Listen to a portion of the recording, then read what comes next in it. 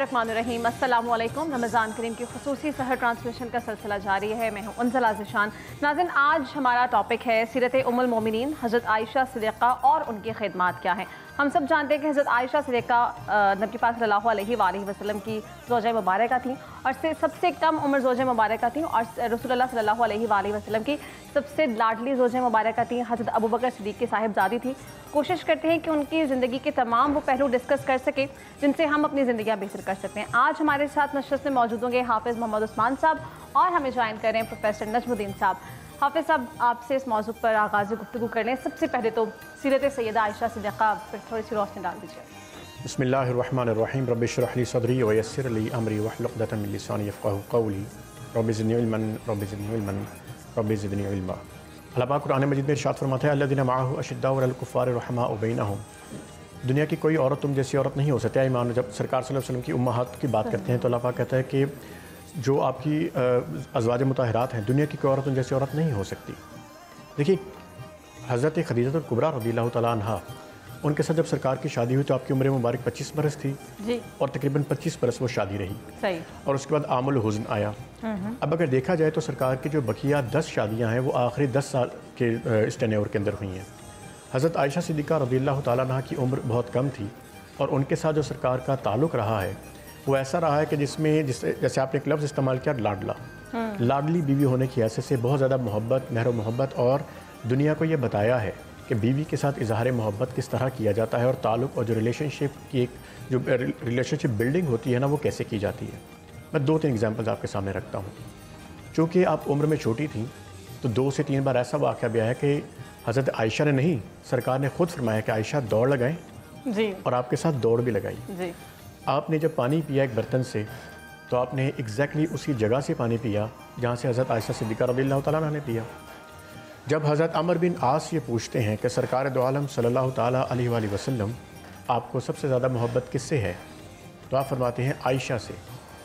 और वो कहते हैं चूँकि अरब का एक कल्चर ऐसा था जहाँ पर बीवी से मोहब्बत को ज़रा इजहार को मायूब भी समझा जाता था। वो तो खैर चीज़ें हमारे माशरे में आज भी मौजूद हैं। तो उन्होंने कहा कि या रसूलल्लाह सल्लल्लाहु अलैहि वसल्लम, मैंने मर्दों में पूछा कि आपको किससे सबसे ज़्यादा मोहब्बत है, तो आपने जवाब दिया आयशा के अब्बा से। जी।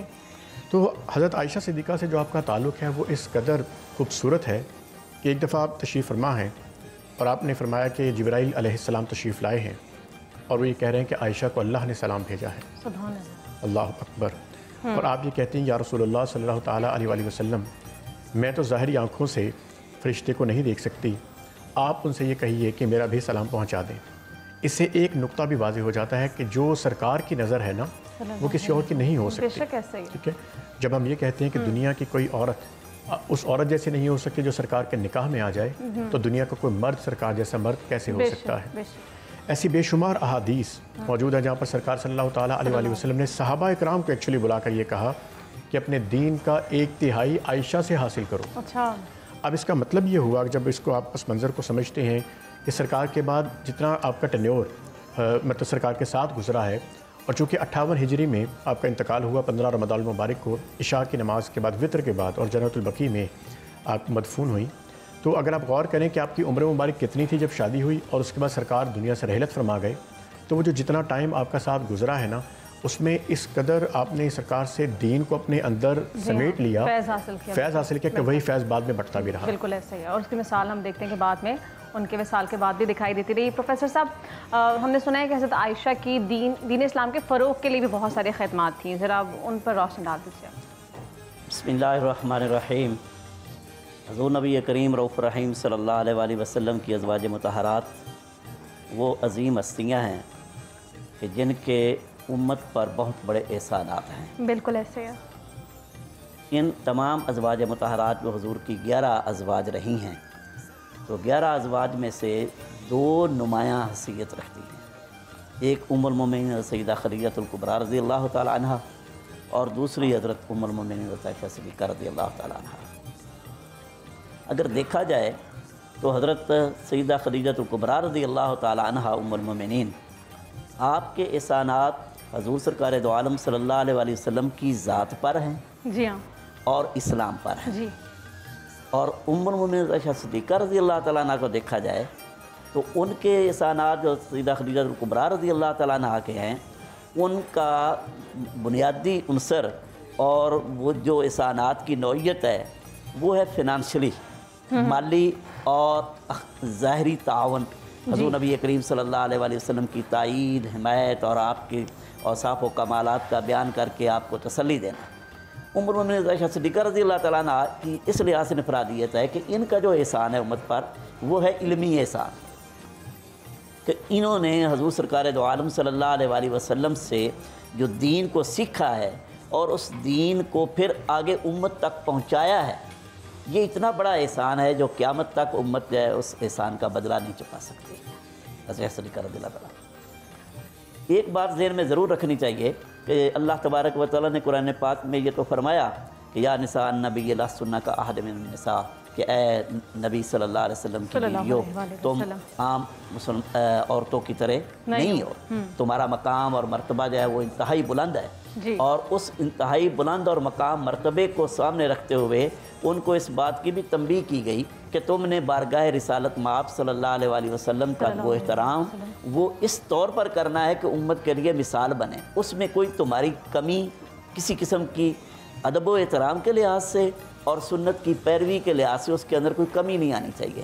اگر اس طرح کی کوئی بات ایسی ہو گئی تو پھر جس طریقے سے تمہارا مقام بہت بلند کیا گیا ہے اس طریقے سے تمہاری گرفت بھی جو ہے وہ زیادہ ہو سکتی ہے۔ بالکل۔ اب جب حضرت عائشہ صدیقہ رضی اللہ تعالیٰ عنہ کی ہم دیکھتے ہیں کہ آپ کو حضور صلی اللہ علیہ وسلم کے معیت کا جو شرف نصیب ہوا ہے، زوجیت کا شرف نصیب ہوا ہے، اس میں ایک بات تو ضرور ذہن نشین کرنی چاہیے کہ یہ جو عمومی طور پر ہمارے یہاں تصور ہے کہ آپ کی عمر مبارک بالکل تھوڑی تھی، 9 سال کی بیان کی جاتی ہے نکاح کے وقت یا رخصتی کے وقت، یہ تاریخی لحاظ سے اور تحقیقی لحاظ سے غلط بات ہے۔